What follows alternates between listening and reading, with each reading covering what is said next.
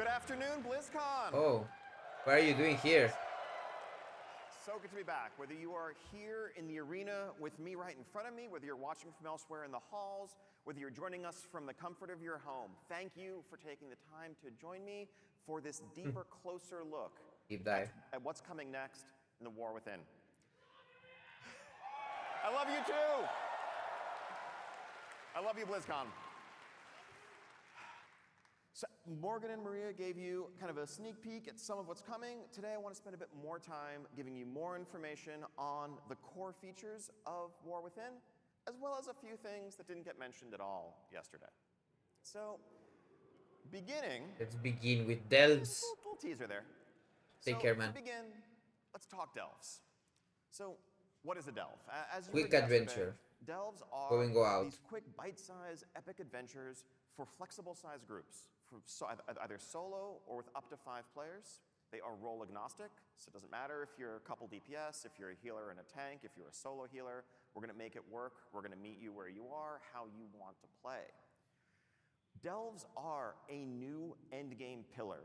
This is a permanent addition to World of Warcraft going forward. Endgame and pillar? represents kind of a capstone to the Like, outdoor I like world to saw experience. content. We've had dungeons, we've had raids, we've had organized PvP, and I think we've had some stuff for outdoor world players to dabble in. But if you wanted progression, if you wanted goals, if you wanted a deeper, more structured experience, frankly, we were letting you down. We want to change that. That's what delves represent in World of Warcraft.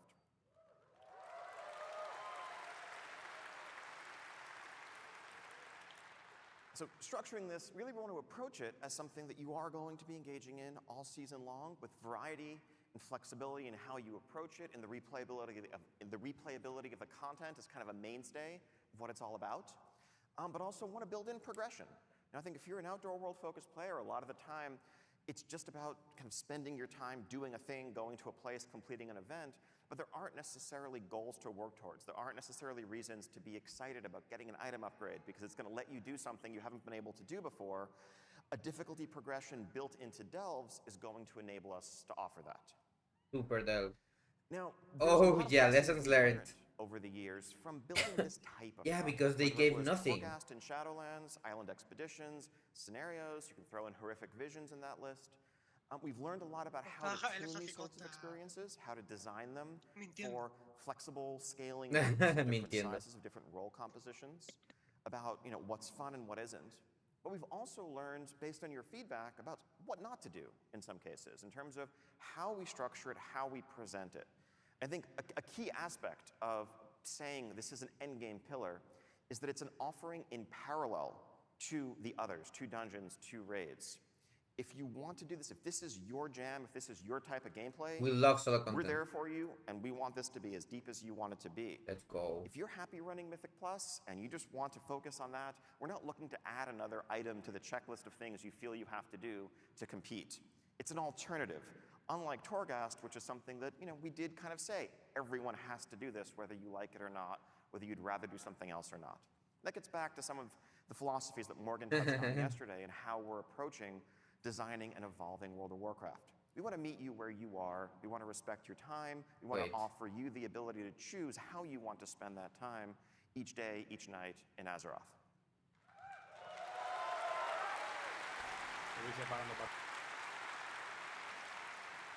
So in terms of the character of delves and what a specific one will be like, the vibe here is about unraveling mysteries, it's about exploring, it's about feeling like an extension, a seamless extension of the outdoor world experience. These are not dungeons. Every dungeon is ultimately about killing a series of bosses or boss-like encounters, and the dungeon is over when you kill the final baddest boss at the end of the dungeon. And that's kind of the structure that they all have to conform to. As much as we try to vary the formula a bit, that's pretty much what they're going to disappear. What? In the outdoor world, things are a bit different. We can, break some more of the rules. And really, at the end of the day, the one consistent thing about delves is that they're all going to end with a room full of treasure. Some of those will have a final boss guardian in front of them. Others, you may be, just exploring, traversing the delve, flipping switches, solving a puzzle, defeating lieutenants, gathering things that you need to open the vault door. We can vary the gameplay, we can vary the feel of the experience. These are going to be instanced experiences, but they are seamless. When you Sí, walk up to, exacto. as I'll show in a second, a fog El deep door dive. at the ¿No te entrance to a gusta? El cave, What at the Sword? entrance to a structure, you're just going to walk in, no loading screen, and now you're in a delve. You want to make sure this really feels like part of and an extension of the outdoor world.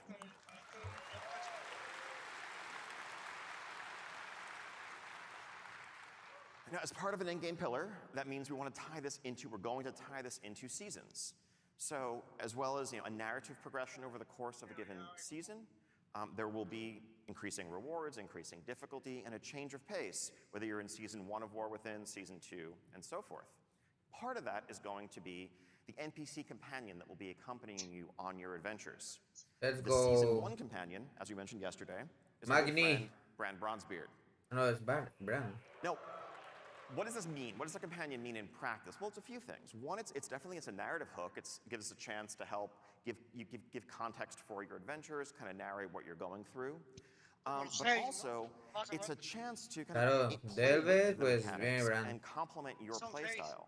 As Bran adventures with you, you might find some gear for Bran. You might be able to gear Bran up. You'll be able to spec him and customize his abilities to complement what you or your friends are bringing to the group. Whether you want more survivability, whether you want help with someone to tank, whether you want more control, this can help us balance the experience as well and give you another vector for your progression over the course of the journey. Now, I know this has kind of been very high level. I want to just give a couple of specific examples as kind of a day in the life of someone jumping into delves in War Within. So let's say you are casually journeying across the Isle of Dorne and its pastoral beauty, and you come across this structure with that fog door set into it, and you decide to venture in. So as you venture in, you are, as I mentioned, seamlessly in the delve, and you will find, just huddled inside the entrance, a group of expedition scouts who have come to this place. They've heard reports of great secrets, great treasures, powerful relics stored within, but they've been unable to proceed further. Because, they tell you, and Bran is among them, mind you, they tell you, this place, there's an unnatural, there's a disturbing darkness that has settled over this entire vault, and we can't proceed. Fortunately, they have in their possession a relic that they have brought that is an enchanted candle that can light the way. It has a little light radius around it. If you think back to the Vault of the Warden's dungeon, if you remember that in Legion, what Pues the como basement tiene que was ser, like, las cosas it really buenas a felt like copiarlas, this tío. dark, scary place, but you could have this beacon in the darkness to guide your way. You have one of those. But, they tell you, it has very limited fuel. They dare not proceed on their own because they worry they're just going to get trapped in the darkness and destroyed by the terrors within. But you, of course, being the champion who's come along, you're up to the task. So you take that candle with its light radius that will begin to shrink progressively as your limited fuel burns, and you take some steps into the delve. Yeah, just PoE, bro. Lo mejor. Well, as it happens, you run across fellows like this guy. More jacked than your average kobold, but there's a lot of kobolds in here. And as you know, as any World of Warcraft player knows, where you find kobolds, you're going to find candles. And this guy's going to put up a fight, but it being World of Warcraft and all, you're going to take his candle. And you're going to take the candles. No candle? No, you take candle. And, that will help fuel this magic light that you have, help keep the light burning so that you can traverse the entire delve, defeat a couple of lieutenant-type enemies, bosses, solve a puzzle or two, and at the end, you make your way into the vault room that Bran is able to open once you bring him there, and you find this mock-up, work in progress of a treasure room, heaping with riches, treasure chests of various shapes and sizes. Some of the smaller ones, you can just walk up and open, collect a range of items, currency, rewards, but you'll find a couple of extra large, resplendent chests in this room. Those may require special keys to open. Now, those keys you would obtain from doing kind of outdoor content, weekly quests. They're a bit more limited in how you can get them, but also allow us to offer and pace out the best rewards. They're on par with some other endgame content to make sure it's not, infinitely grindable or anything like that. Que cada semana te puedes pillar que sea algo. Loop, if this is your playstyle. Now, let's say you come back to the same delve on another day. You might find that there isn't a magical darkness settled over the place. Instead, There are earthen locked in battle with kobolds, and you can help turn the tide of that fight as you work your way through, dealing with some different challenges along the way. Variety, replayability, lots of layers to the experience. Now, so you venture back out into the zone, heading off to a different corner of it, and you come across this cave surrounded by mushrooms. It's known in legends as fungal folly. Now, maybe not being the wisest adventurer, that sounds like a great place to enter, so you take a few steps forward. In here, you might find an environment Pues ahora no, where, ahora también whether está it's aquí, due en los to Delvers. unusual ores or whatever in the walls, the rules of gravity are a bit topsy-turvy. And you'll find mushrooms scattered around the cave that you can use as basically jump pads to help navigate the environment, to skip over enemies you want to avoid, to reach high up ledges that you couldn't otherwise get to. You're starting to get the idea, like, this is more the world as toy vibe that we try to play with when we're creating outdoor events, outdoor spaces. These are not mechanics you'd necessarily find in a dungeon, but I think the team really is unshackled, is freed to explore a much wider array of gameplay when we're building delves. So let's talk a bit more about the loot. So actually, before we talk about the loot, these are the 12 delves that we currently have planned. 12. Scattered throughout the 4 zones, each themed around 12 the ecologies, diferentes. each themed around the settings that you're going to find. Now, some of the attentive among you may be saying, wait a minute, Morgan's slide said there were 13 delves yesterday. He might be right, but there also might be a secret delve that you have to explore a bit more. Oh, secret. That awaits you. So yeah, loot. Part of being a seasonal pillar means going to the Great Vault every week and getting to share in that disappointment that you're raiding and dungeon playing. Getting to share in the I've disappointment. also had the pleasure to enjoy. Just want to make sure. El de PvP se va a tomar por saco. You're welcome. So you'll note this isn't a Delves row, this is a world row. And really that is enshrining these 3 PvE pillars: raids, dungeons, world. You'll be able to unlock some of these slots doing select outdoor world activities, as well as, of course, delves with better rewards Kill from PvP. higher difficulty delves. Our thinking in terms of the rewards here, this is all subject to tuning, is that this should reach to, let's say, end boss heroic raid, mythic 10 to 15 type range, accessible just via solo progression. Far better loot than you've ever been able to get before. Let's go. Fuck yeah. And now, I'm sure this is, I know this is the delve section, but I'm sure there's folks looking at this and being like, wait a minute, World what about content. the PvP row? Where is the PvP? Don't worry, we got you. We are removing the PvP row from the vault. We're doing that based largely on feedback that we've heard that randomness and PvP gearing maybe are not the best combination. Otra vez, trofeos, And it trofeos. took a few years to get that message through to us. So the way this is going to work is instead, you're going to get a whole lot more conquest. You're going to gear up at the same rate overall, but you will have complete control over your gearing path, just spending your conquest on the items that you want. With easier catch-up, if you come in late in the season, you don't have to worry about having missed certain vault weeks. Oh, more conquest. Also, if you're someone who PvPs a lot and you raid, you don't have the awkward choice of that raid trinket versus the PvP item that's going to help your arena partners. So,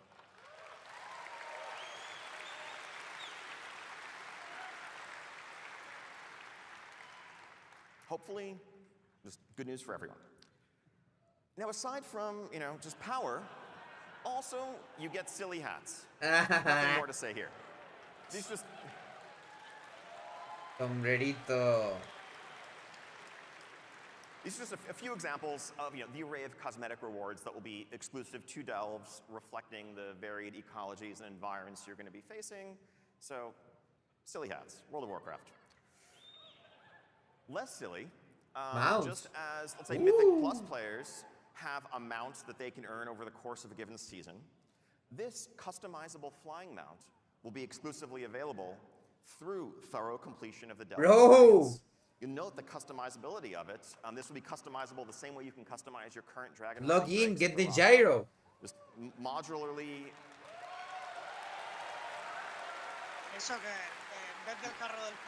Es una montura que puedes customizar. It's pretty cool. I love our artists. Como los dragones de ahora. Okay. Up next. Warbands. feel like I could probably just save 10 minutes of this panel by just saying account-wide everything and like just click through the next slides. But it kind of that. So I don't know if you guys know this, but turns out y'all play a lot of alts. I'm sure that actually the number of characters per person in this room in particular is like some insane average. But the average WoW player today plays multiple characters. The two-thirds of players who have a level 70 have multiple level 70s. Half of players have 3 or more. Most people are playing multiple characters a week. Por fin. And that's not Roster system. You know, it's no secret, has always done the best job of supporting. Now, part of that is because World of Warcraft 20 years ago was built with very different assumptions. Claro, que cada personaje era un mundo. But actually engineering-wise as well, the infrastructure and the architecture that was built. Back then, it took hundreds of hours to level a single character, of course, and playing alt seriously was far from the norm. But we've kind of inherited, we're still working with, we have been working with those foundations to this day. And so when we get requests for them, when we talk about alt friendliness, we try to do it, but we're often working against, we're swimming upstream, given the underpinnings of a system that were never designed for this. And that's why you get some, frankly, pretty clunky solutions. Like, well, if you want to transfer this currency to your alt, go to a vendor and spend some to buy eso lo odio, tío, lo de tener que vender en un vendedor para enviárselo a otro. Yourself, log out, log back in, take the box out of your mailbox, and open it on your alt. Congratulations, you have moved 300 supplies. Elegant design, ladies and gentlemen. What if we didn't have to do that? So at its core, warbands is, what if we just rebuilt those foundations? Por fin. Created a new future, both for the things we want to offer today and the things we'll be able to in the future, so we're not fighting against the nature of the system, but instead it complements what we want to do. Now the focus here is really making it convenient, removing barriers, removing awkwardness in playing alts. We don't want to actively necessarily encourage it. People already want to do it if they do it. One thing the system is not going to be is something that awards you power or makes your main more effective because you have done things on other characters or anything along those lines. If you want to play alts, do so. If you just love focusing on a single character, that shouldn't feel wrong either. Now let's talk about some examples. Okay. Banco shareado con todos los personajes. I'm going to run through these pretty quickly. They're mostly fairly straightforward. It's a bank. It's an account-wide bank. Thankfully, hopefully, you should never again have to mail something to yourself. You also might notice, and so this is giant, lots of storage, extra tabs that can be purchased on the right-hand side, so multiple tabs of these. You can organize them as you want. The very observant, the eagle-eyed, will notice a little checkbox mentioning reagents. If you deposit reagents here, you can craft from the account-wide storage on any characters. That is big.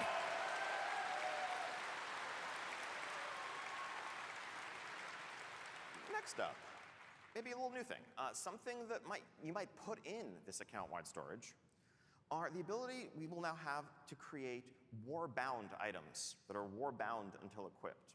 You might get an item that you can't sell in the auction house or trade, but that you can give to any of your other characters for their use.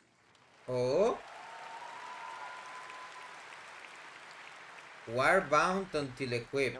These items would drop as bonus personal loot from doing a variety of content. They would drop at a slightly lower item level than what that content would normally give you. Again, we want to make sure the right way to play is not, playing on multiple characters to funnel loot to your main, your main faster. But just easy potential hand-me-downs, ways of getting an alt caught up, maybe even an excuse to level an alt if you get a really cool item for class. Estaría bien si las cosas de Delver te las pudieras pasar entre la cuenta, tío. Here, hopefully, making it easier than ever to progress, to accomplish your goals on multiple characters. All right, now quick rundown of some of the other integrations we have planned. Transmog. Transmog has always been, it's been for a long time an account-wide collection. Key thing here now that really it is being acquired by your warband, that means that now if you were running, let's say, Ulduar on your mage and a pair of plate shoulders drop, you can still add those plate shoulders to your warband collection. Por fin. Tener que ir siempre con un warrior porque es el único que se lo puede equipar todo. And then, if you log on your warrior later, your warrior can equip them, you're good to go. hopefully you don't need to feel like you need to refarm the same stuff on as many different armor types anymore. Reputations, again, fairly straightforward. In War Within, reputations and renowns will work account-wide. We want to make this as retroactive as possible. That will take some work over time. We're probably going to start with Dragonflight renowns as a focus and a priority and work our way backwards. But going forward, we want progress earned on reputations to not really matter which character you're doing it on. At the end of the day, it's the same content, it's the same experience. If you've gained access to some perk or some recipe, having to re-earn it, not terribly compelling.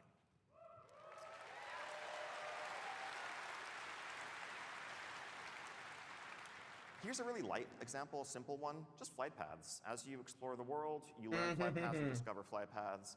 Is it terribly compelling to have to go back to a spot that you've already been to in multiple characters just to learn a flight path for the 4th time? No. If you have a flight path network unlocked, you have that unlocked across your warband going forward. Algo fácil, pero... And here's an example of something new, just delves. An example of how having this as a foundation means that we can build new systems to inherently work at an account-wide level, just kind of as part of their DNA. As you are advancing Bran as a companion, as you are empowering him, as you're customizing him, again, logging on to a different character and going back to having a weaker Bran that doesn't offer the tools that you've grown accustomed to, that's more frustrating than fun to re-earn those things. Let's make that progression inherently warband level, inherently account-wide. Let's go. And achievements. We've had account-wide achievements for a long time. No secret, they have the little blue bar over them, indicating that they function at an account-wide level. What Warbands allows us to do is kind of invert that paradigm and change the vast majority of our achievements to be account-wide, to have that actually be the new default. So if you do part of this PvP or crafting or other achievement on one character, part of it on another, your warband can earn the achievement. Once your warband earns it, you've earned it. Again, you the player are doing the thing. Bien, bien.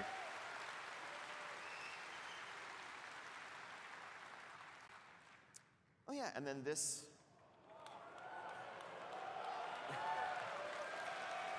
Let's go. To kind of signal this shift up front, there's no like mechanical functionality here, but just in terms of presentation, what you'll see when you log into World of Warcraft with multiple characters is a selection of your favorite characters huddled around a campfire or another setting. You'll still have your full list accessible, but we want to make it clear that like you, the player, have this cast of characters that if you want to dress them all up in consistent transmogs, go wild. One thing you might note here, if you're very eagle-eyed, also by the way, if you're very eagle-eyed, don't read too much into things like the evoker wearing leather. That's just, it's internal mock-ups. We're not changing anything crazy there. Sorry.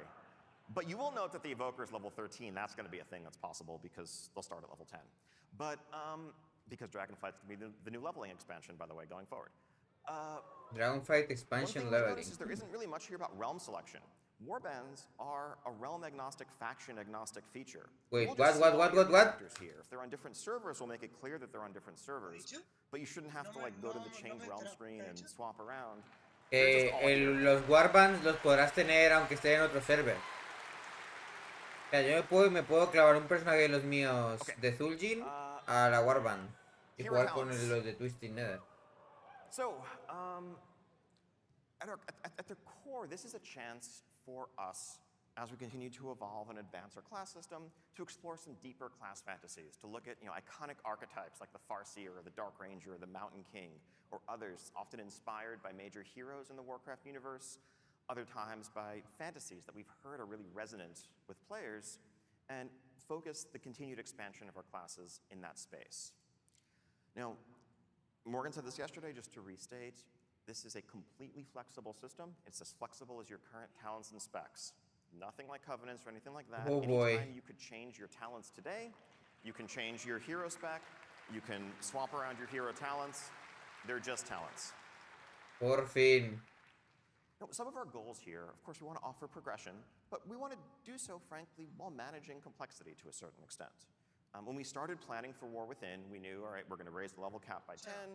10 new levels means 10 new talent points. The kind of default option for us would have been to take the existing class and spec trees and just add a couple more rows. No, lo bueno es que es como ahora que puedes cambiar add new hasta cuando points te to salga y spend. como te salga. But we've been down that path before. We know exactly where that leads 15 years ago. There's a tremendous amount, there's an insane amount of like multiplicative combinatorial complexity from adding those additional options, and it also destroys some carefully constructed choices that are really successful that we've just built up in Dragonflight today, where you can't quite have all of these things and need to pick one or the other. Suddenly, when you can get all of them, it can lead towards homogeneity as well. So this approach allows us to both explore deeper class fantasy while focusing the decision space in a way that offers power without that excessive complexity. So the way it's generally going to look is a third talent tree. Again, as mentioned yesterday, at the center of the screen, you have class, you have talent, and in the middle, you have hero talents. You'll note, so there are 10 nodes. There's an initial node that you get as a starter node at the top that you'll get initially when you unlock the system at 71, and then 10 more nodes to unlock. You will get all of them on the way to 80. At level 80, you will have this fully unlocked, similar to Legion artifacts, let's say. So you don't have to agonize over where you're placing any choice along the way. Now, the choices that you will make are which hero spec do you want active, and also there will be choice nodes within the trees, just as the class trees and the spec trees currently have, which you can toggle, adding quite a few permutations to the system as a whole. If you want, as a kind of simpler collapsed view, once you've hit max level, you can just condense it down to only show the choice nodes for easy swapping back and forth to customize your spec for whatever activity you're setting out to do. Now, I want to take a little bit of time to quickly walk through a couple of trees. Claro, porque los otros tienen siempre da igual. You might find in here. All this is subject to change, all subject to iteration, and the extensive feedback we know we're going to get. I'm going to use druids a lot as an example here. I'm going to focus on the case of a balanced druid. Part of why the team starts with druids is because y'all are complicated. We figure there's 4 specs, 3 roles. We figure let's try some of the hardest cases first when proving out a design. It's nothing against. Todo el mundo sabe que lo que más mola es lo de los moonfires y cosas así. You probably tend to see more druid examples than other classes, because we figure if we can make it work for druids, the rest will be okay. The 2 options available to a balanced druid are this Keeper of the Grove tree and Elune's Chosen. Keeper of the Grove is available to balance and restoration. Elune's Chosen is available to balance and guardian. The former focuses on calling the forest to your aid, on summon treants, and augmenting their abilities and what using that cooldown means for your gameplay. Elune's Chosen focuses on augmenting your lunar abilities, many of the arcane damage, moon-themed abilities for both specs. So let's look at the Keeper of the Grove tree first. The first node that you're going to get as you just opt in is just kind of a baseline improvement to your throughput. 3% y 3%. Treants are out across the board. This just kind of emphasizes thematically what this tree is about and makes pushing that button, having the treants out, more important to you. Claro que son pasivas. Some of the nodes in these trees are just going to be simple, straightforward passives. Not everything is going to double and triple down on the same treant ability. Some will, like this, regardless of what spec you are, your treants add additional damage. Oh, by the way, if anyone's worried, wait a minute, but what about the auto taunt? That's a mess in dungeons. We'll let you opt out of that. Don't worry. Or passives could just augment your abilities, your resource pool, and just make you a better druid. An example of choice node, again, this can be about doubling down on and getting more out of having the treants active.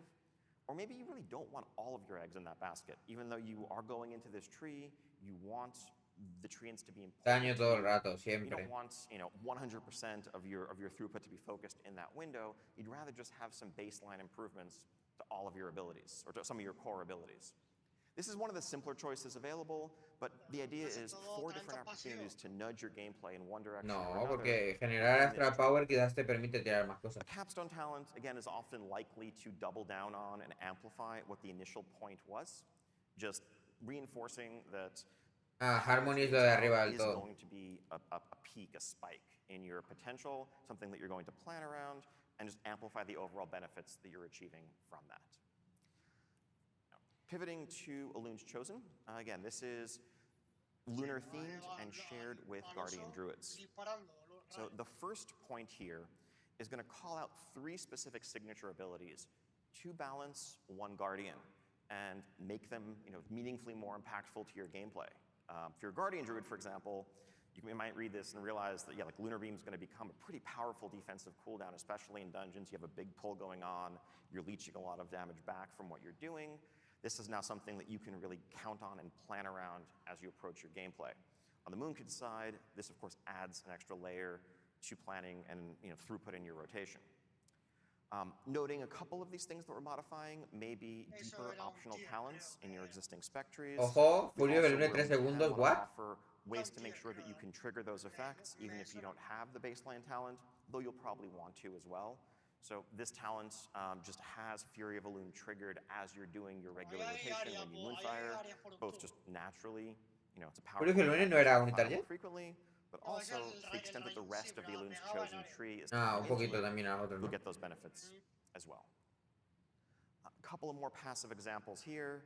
Again, just doubling down on magnifying. Claro, utilizar rats y te aumenta el daño de arcano. Capstone ability for this tree that is further reinforcing these core already been augmented. Leave this slide up for a while. These are our current plans for all 39 of the hero spec, so one per current specialization. Some cool fantasies here to explore. Death Stalker. Definitely really curious to hear community feedback on all of these, which are exciting, which are most resonant, which sound, frankly, maybe a bit lame. Trickster login. You hoped you'd see on here that you're not seeing on here. We are, well underway.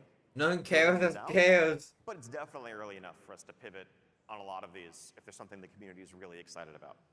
I want to triple super underscore, the example talents I just gave are work in progress, very subject to change. Probably no part of the game is more, prone to iteration, and for no part of the game is the community input more essential than class design, spec design. To that end, when we, move into our alpha, probably in the spring, we want to have as many, if not all of these hero specs playable from the start, so that we have the entire alpha and beta window to iterate on them, to replace the things that aren't working, to dial them all in, to where everyone's going to be excited about what they're getting in War Within. It's a long road ahead. We can't wait to share that journey with you and really just collaborate, discuss back and forth every step of the way.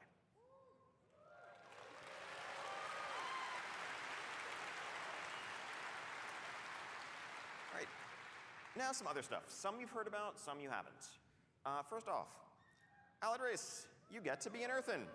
Let's go. Awesome blinged out dwarves, or maybe not so blinged out if you want to customize them differently. These are going to be earned just by playing through the War Within campaign fully. There's no rep to grind here, nothing else beyond that. You are meeting the Earthen as, it's a first contact in essence. You're going to learn about the nature of their problems, the nature of their culture. You're going to work with them to overcome those problems, win their trust. And at the end of that journey, it will make sense. It will be a natural next step for them to lend you their aid and join you as either Horde or Alliance. So yes, Horde dwarves. Ooh. We haven't yet finalized what their racial abilities are going to be, but the available classes, 10 out of the 13 available classes. Everything but Druid, Demon Hunter, and Evoker. Vale, va a ser como los On humanos. the right side here, you see a concept of the Heritage Armor you'll be able to earn from leveling your Earthen to max level. All right, dynamic Loud Nation, Sublations of Loud. Sí, Dynamic Raiding. So it was obvious very early on in Dragonflight, probably before Dragonflight even released in beta, that we could never go back to how it used to be. Honestly, we hoped that would be the outcome. We hoped the feedback would be, this is so awesome, we just want this to be how flying works forever. But we immediately began making plans for what that would mean, because el riding anterior cada vez que lo hago es un... So dragon riding is going to become the default, no longer just dragons, but dynamic flight now in War Within and beyond. We want to make sure... Oh, weird. I meant to have two mounts here, but I only see Ashes on the right. But anyway. BC. Invincible.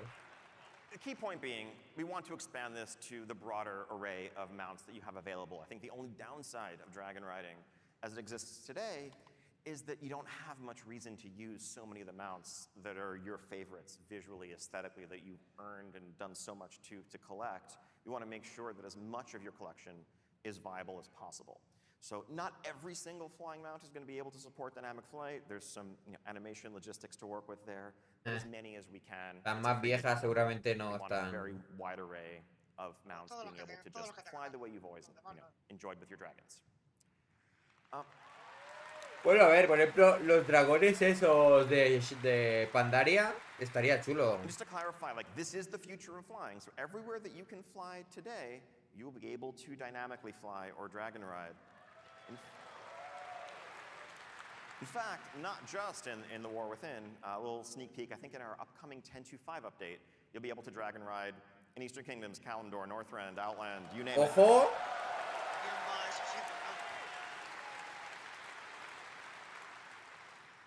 We also understand there are some folks, for accessibility reasons, personal preference reasons, maybe you just like being able to AFK in midair, that dragon riding isn't your favorite. We don't want to take anything away. We want to let all these mounts that can currently do the old school flying mode toggle between dragon riding or let's call it TBC flying. Up to you, whatever you prefer. Bueno, está bien, si hay gente que simplemente le gusta darle al block numérico. Adelante. And again, to be clear, dynamic flight will be available from the very start when you go to Castlegar on the Isle of Dorne, just as it was in Dragonflight. Ok, no Pathfinder ni mierdas. Old school TBC flying, Pathfinder style, will not be available right away, but it will be unlocked shortly after reaching max level with no reputation grind requirements. Just play through the campaign, explore the continents, then you can fly that way as well. The existing dragon riding glyph system in the Dragon Isles, we want to pivot that to a bit more of something that's evergreen. Some of those unlocked traits may change to only work within the Dragon Isles. Others that are more essential los to glyphs. the experience feeling good, like vigor, Como maestría, ¿no? Maestría de volar. the active abilities, are just going to be things that you will inherently get as you earn dynamic flight and level up naturally. We don't want down the line players to feel like they have to go back to an old expansion and fly around and collect a bunch of glyphs just to be able to explore the new expansion.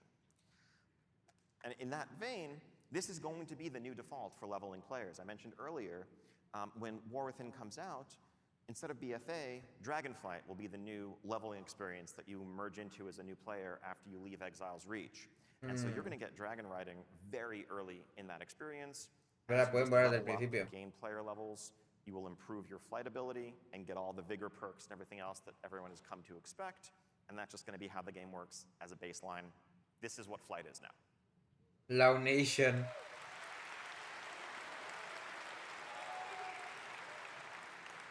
Don't worry, PvPers, we haven't forgot you. This is long overdue. We should have been doing this. New earlier. Battleground. So there's a new battleground coming in War Within. It is a 10v10 map set in the Ringing Deeps. This is inspired by Silver Shard Mines with a few twists. The Ringing Deeps are a place that's full of natural resources. A mí el Silver Shard Mine me gustaba bastante. El problema es que llega un momento en el que un team I'm going to show you no se va a a poder. very rough, early, kind of like top-down mock-up of the layout here. The idea is, unlike Silver Shard Mines, which is radial symmetry, this is more, mirrored and reflects como un the two DNA. sides trying to both push their own minecarts to collect resources while also fighting over a pivotal central control point that's going to change the outcome and the momentum of the match. This is something that the team has actually Es been testing internally a bunch over the last couple No sé, of es un weeks. Silver Shard Mine, Last pero with- interesante. When we make battleground maps, we don't really artify them. We keep them really rough, which is why I don't have any good images to show just yet, because it really is all about the layout. There's no point making it look pretty if the spacing isn't correct, if the exact paths aren't correct. That's going to be the next step. Can't wait to get this in front of everybody to start testing in alpha and beyond. And this isn't just a one-off. We want to keep adding new battleground maps going forward. This is an essential part of the game. And I mentioned 10v10, but we are just about to undertake a little 8v8 solo queue RBG experiment in Ojo. 10.2 in a week or two. So depending on how that goes, you may be experiencing this one 8v8 as well. So stay tuned.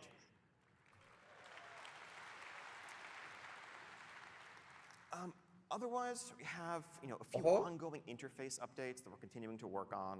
In Dragonflight, we overhauled the HUD, the action bars, the unit frames, the baseline UI experience. We made it clear at the time that that was just the beginning. This is something we want to continue chipping away at, updating different pieces of the UI to be more streamlined, better reflective of the modern gameplay experience. So just a couple of examples here. So the spellbook, we are looking to modernize, update, actually make use of more than like a 1024 by 768 monitor resolution. Ideally, you're not going to have to flip through multiple pages to find some ability that's not on your action bars. Also, we're combining this with our talent screen. If you look at the tabs at the bottom, you have spec, talents, and spells all in one place. So it's kind of a one-stop shop for all the things that your character has available, rather than having two separate windows that you need to move between. One menu to rule them all. Some light updates here. I think improving the overall aesthetic of the quest log, the quest window. If this is harder to show off just in a single screenshot, but we are adding a bunch of filters to allow you to hide and show different objectives, to see more quests available at once, to filter your log for the things you care about most. We also have a full pass in progress on our quest iconography to make it easier to differentiate between daily and weekly quests and remove our reliance on just shades of color as much as we do, which really it is a color blindness issue, or the range of quest bangs where the only difference is what color it is. Estamos aquí con Again, Deep Dive del WoW. Examples of ongoing efforts. This is a project that will never be done. We're just going to continue improving and updating different aspects of the UI as we go. Cross-Realm Guilds, eso ya... So this one basically speaks for itself. I've Todo mentioned estoy hablando earlier, de esto. Warband is a cross-realm construct. Increasingly, so many of the Deep activities Dive es que lo that players explican a engage fondo. in socially span multiple realms. You have a ¿Qué raid pasa group, con you have Valve a al plus final? group that you run with, group that you PvP with, but you Ten can't en be in the cuenta, same guild te da el together. cofre semanal. Not any longer. That's a Como thing si that hace will mil change when War Within comes out. ¿Pero qué es? Apply, Porque yo no recruit, entendí el Es concepto. nuevo contenido when it comes to unijugador joining a guild, when it comes to being in a in-game. guild, when it comes to accessing the perks of being in a No, guild. hay flex. Poder ir solo. Sí, es verdad, Flex, de 1 a 5. Pero la pregunta es, ¿qué And haces? people may be wondering, Pues wait a minute, what does cosas. that mean if you have Entras guilds de across adentro realm? y What haces about Mythic puzzles raiding? o completas If your una guild is barra o lo que sea. cross-realm and your guild wants to raid Mythic, you should be able to do that day one. So, Son como no minijuegos. realm restrictions there. Llevas combustible en un carro o con la vela y se te puede acabar. No sé The Hall of Fame will still exist, just Creo que being son como a minijuegos. memorial of accomplishment, but it's not going to be tied to unlocking que no anything juego, anymore. Let's go, day one. And really, just philosophically, this is another step towards one of our goals of just tearing down Que te barriers, cuenta para la making the semanal, game o as sea, social as para el possible, cofre. making it as easy as Para que te dé un possible ítem to al play final, with o sea, who que no you tienes want que to play hacer with, si eso. regardless of your server, Y regardless cuanta of más your dificultad, faction. mejores As cosas. much as possible, if you want to play WoW with somebody, let's make that happen. Let's go. Cross-Realm Mythic Raiding desde el principio. Da igual en qué server estés, ahora podrás siempre raidear el mítico. Podrás raidear con Dino en su mierda de servidor. Sí, bueno, mi mierda de servidor que tiene más gente que todos los españoles juntos. A bunch more information to share. Can't wait to do that in the coming days and weeks. Sí. But to begin, ¿Con I'd qué? like to invite everybody, if you have questions, if you're here at BlizzCon, go to the Darkmoon Fair in Hall D. You can drop off questions there. If you're, ¿Con quién? Perdón, que going me quito el online, you casco can go por to eso lo que the atendí. WoW or WoW Classic subreddits or our official forums and either ask your Ya questions tengo there los or pies vote congelados, tú. others.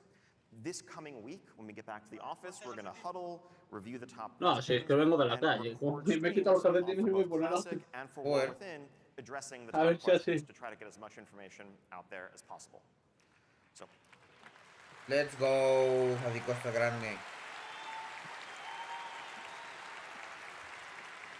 No voy a estar en flecha, ¿verdad? Por once la again, junta suave. thank No. you so much Pero for la joining alfa us. ahí We te are ha so dicho excited to begin this que journey together el with sprint you. del año que viene. Can't wait for the War Within. Enjoy the rest of BlizzCon. Enjoy the rest of the weekend. I love you O sea, all. que a final de año Bueno, bueno, bueno. y la camiseta en merch Muy bien. oficial, cabrón.